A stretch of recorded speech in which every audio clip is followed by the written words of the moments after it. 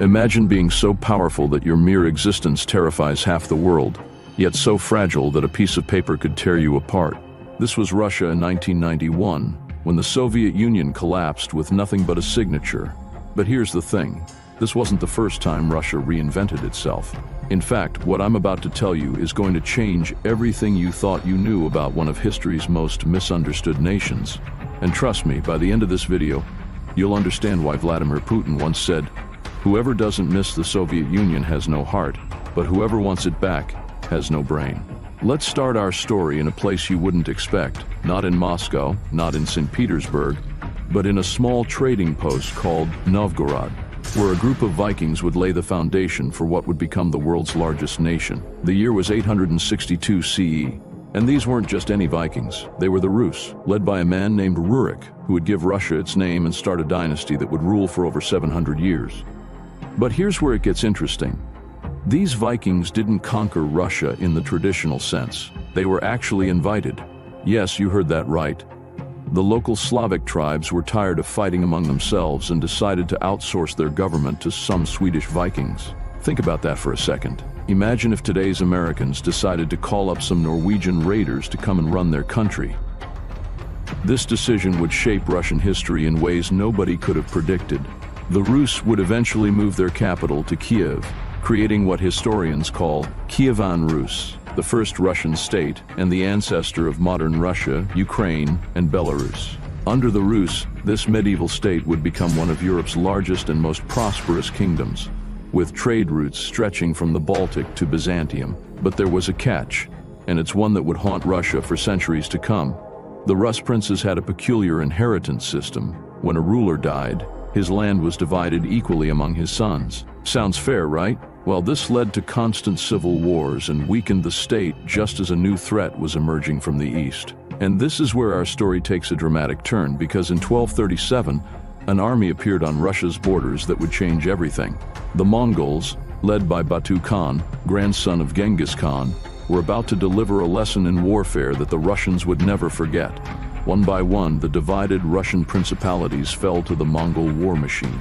Kiev, the magnificent capital of Rus, was reduced to ashes.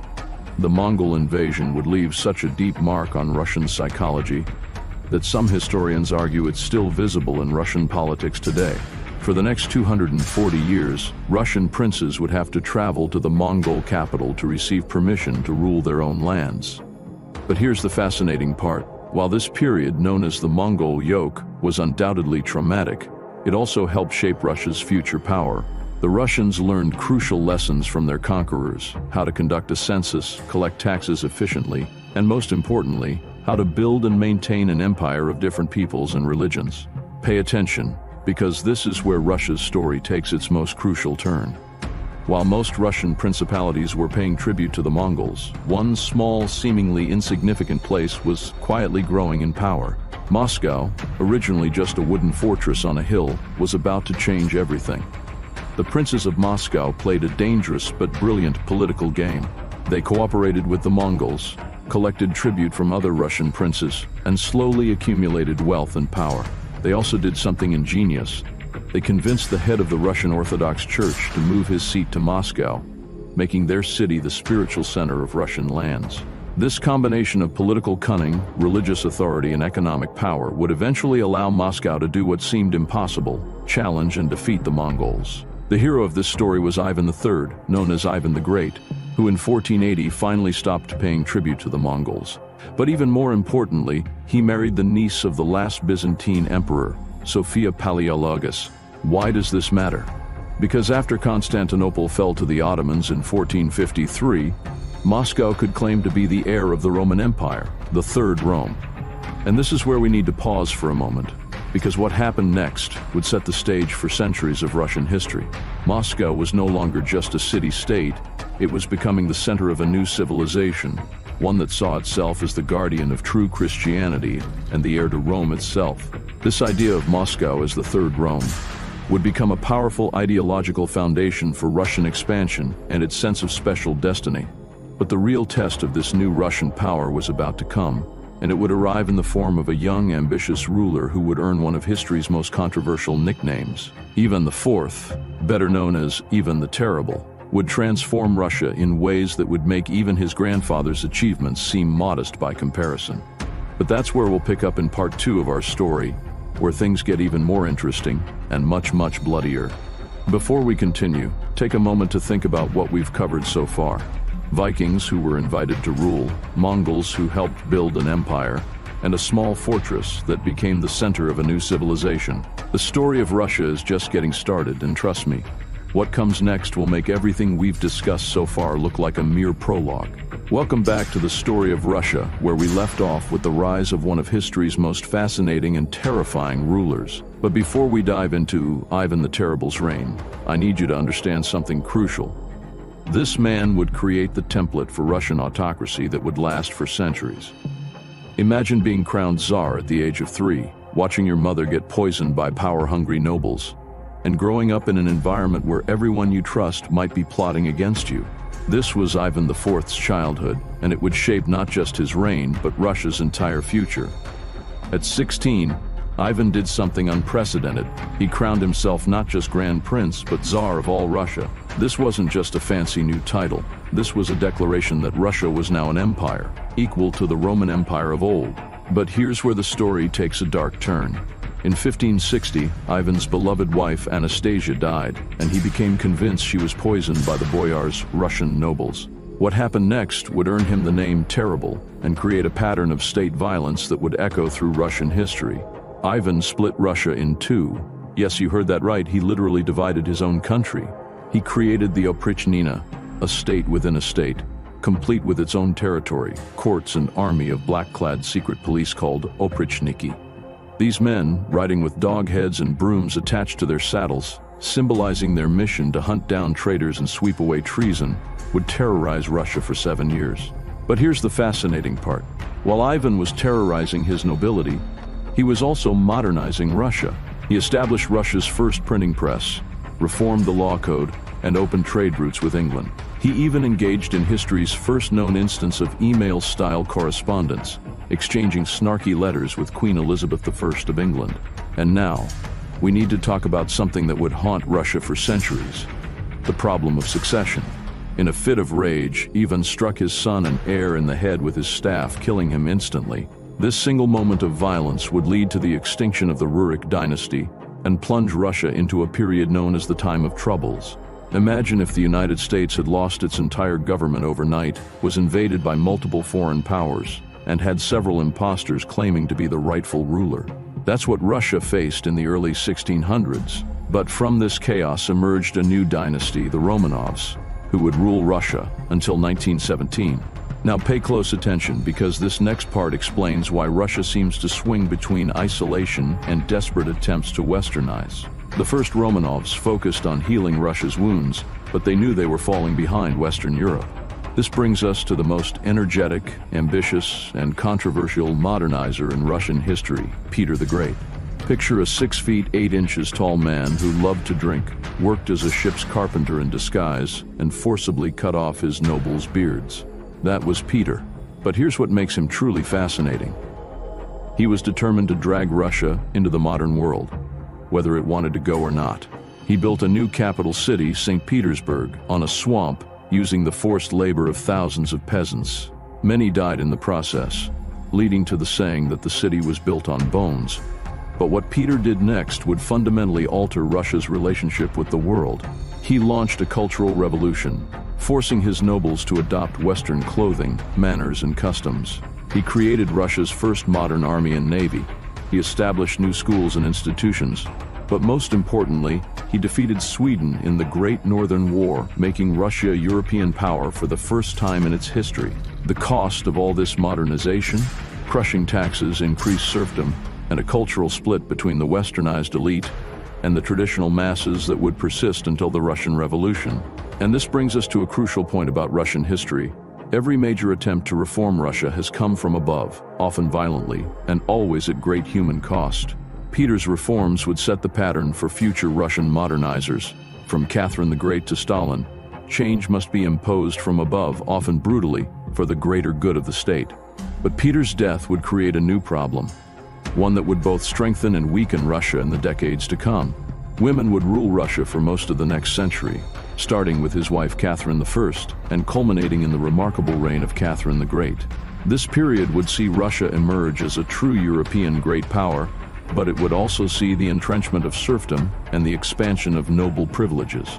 Before we move on to part 3, where we'll explore Russia's rise as a European superpower, let's consider what we've learned.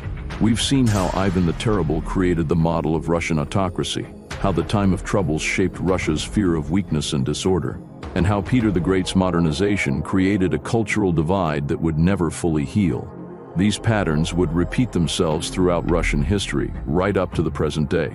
And in our next part, we'll see how Russia became an empire that would challenge Napoleon himself, setting the stage for the dramatic events of the 20th century. When we last left our story, Russia had emerged as a European power under Peter the Great. But what happened next would transform Russia from a powerful kingdom into a world-shaping empire. And trust me, what I'm about to tell you explains everything from why Russia invaded Ukraine to why it still sees itself as Europe's protector from Napoleon-like threats. Let's start with Catherine the Great, a German princess who would become one of Russia's most successful rulers. Here's the wild part. She wasn't even Russian. She came to Russia as a teenage bride, learned the language, converted to Orthodoxy, and then orchestrated a coup against her own husband. Now that's what you call a career change. But here's what makes Catherine truly fascinating. She was both an enlightened reformer and an autocratic empress. She corresponded with Voltaire and other Enlightenment philosophers, while simultaneously expanding serfdom and crushing peasant rebellions. Pay attention, because this dual nature of Russian rule, progressive on the surface, repressive at its core, would become a recurring theme. Under Catherine, Russia expanded dramatically, absorbing parts of Poland, Lithuania, and pushing south to the Black Sea. But the real test of Russia's power was about to come in the form of a short Frenchman with big ambitions. Napoleon Bonaparte's invasion of Russia in 1812 would become one of history's greatest military disasters. But here's what most people don't understand. Russia's victory wasn't just about the winner, it was about a strategic decision that would define Russian military thinking for centuries. And this strategy can be summed up in 2 words: trade space for time.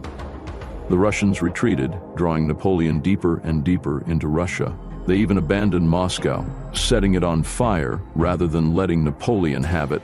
This scorched earth policy would be repeated during both World War I and World War II. But the victory over Napoleon came at a price. Russian officers, after pursuing Napoleon all the way to Paris, returned home with dangerous new ideas about democracy and constitutionalism. In 1825, these officers, known as the Decembrists, staged a revolt against the new Tsar Nicholas I. Now, what happened next would set the pattern for Russia's relationship with reform for the next 2 centuries. Nicholas crushed the revolt and launched a period of reaction that would make Russia the most conservative power in Europe. But here's the fascinating part. While Nicholas was suppressing reform at home, Russia was positioning itself as the protector of conservative values across Europe. This idea of Russia as a defender of traditional values against Western decadence? It didn't start with Putin. It started right here in the 1830s. But change was coming, whether Russia wanted it or not. The Crimean War of 1853 to 1856 would expose Russia's technological backwardness.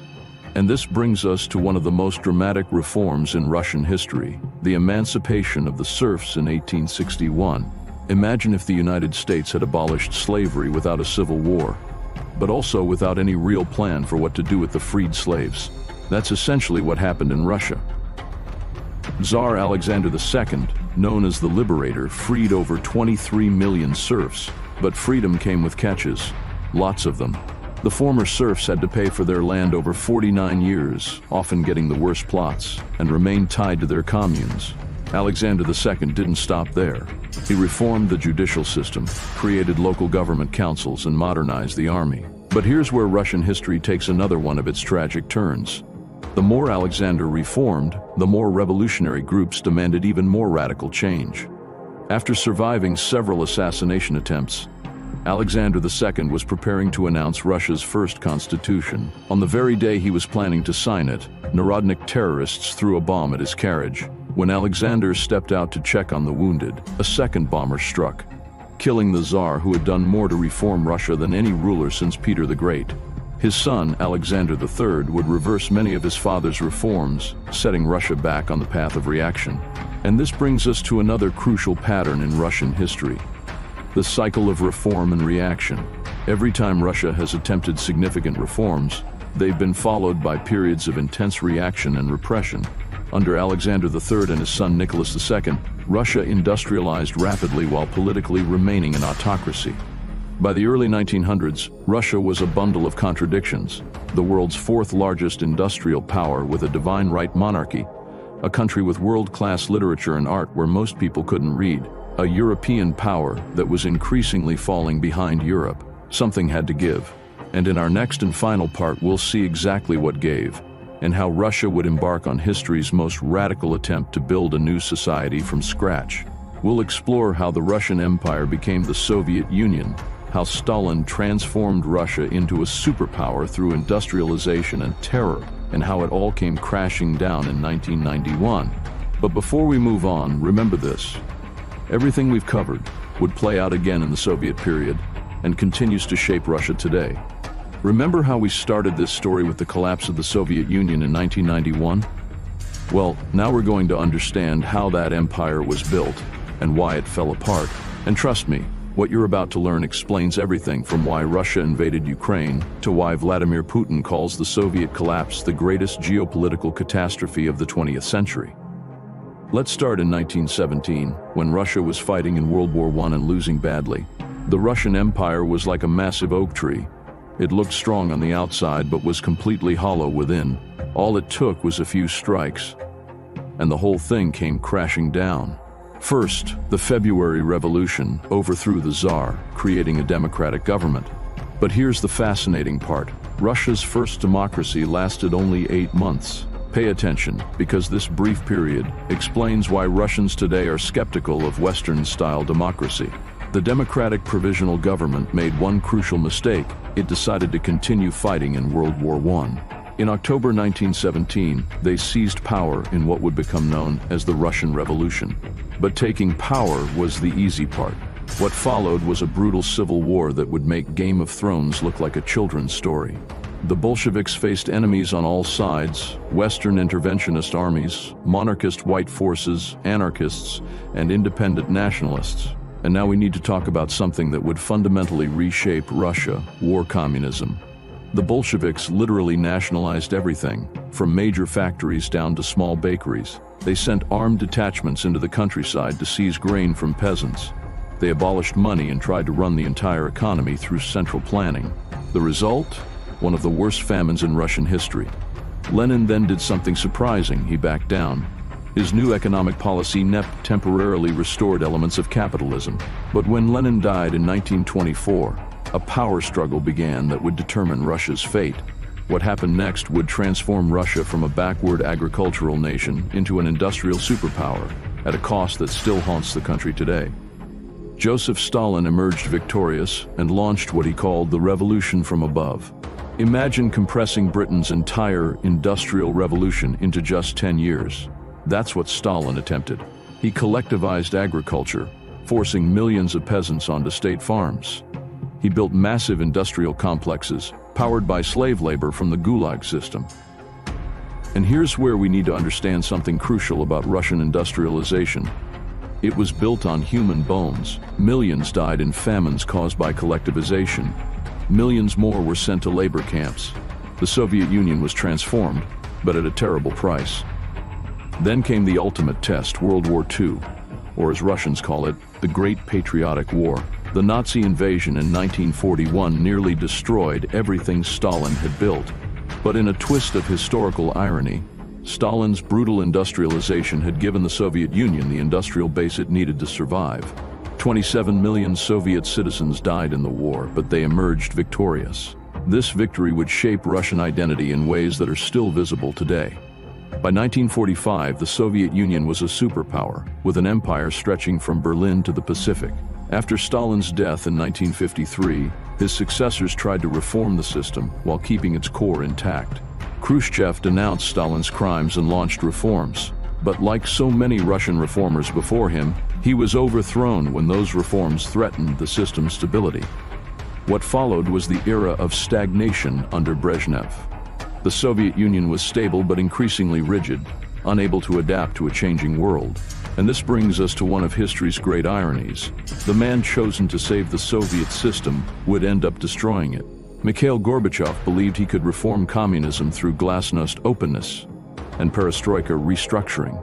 But once people could openly discuss the system's problems, the whole thing began to unravel.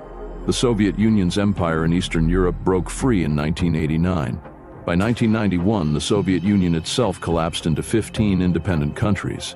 Boris Yeltsin emerged as the leader of a democratic Russia. But the 1990s would traumatize Russians in ways that help explain modern Russia. Hyperinflation wiped out savings. The country's wealth was grabbed by a handful of oligarchs. Crime and corruption flourished. By 1999, many Russians were ready for order and stability at any price. Enter Vladimir Putin. A former KGB officer, Putin promised to restore Russia's greatness and bring order to chaos. He rebuilt the power of the Russian state, brought the oligarchs to heel, and reasserted Russia's influence abroad. And this brings us full circle to where we started our story. Modern Russia, like so many times in its history, is caught between competing visions of its future. Should it follow the Western path of democracy and markets? Should it pursue its own unique course as a Eurasian power? Should it try to rebuild its empire or focus on internal development? These questions, which first emerged when the Vikings were invited to rule Rus, remain unanswered today. And here's the final irony. Russia today faces many of the same challenges it has throughout its history. How to modernize without westernizing. How to reform without risking collapse. How to be strong without being feared. As we watch events unfold in Ukraine and beyond, remember this. Russia's actions today are shaped by the patterns we've traced through its history. The cycle of reform and reaction, the tension between West and East, the fear of internal weakness, and the dream of imperial greatness. Understanding this history doesn't justify Russia's actions, but it helps us understand them.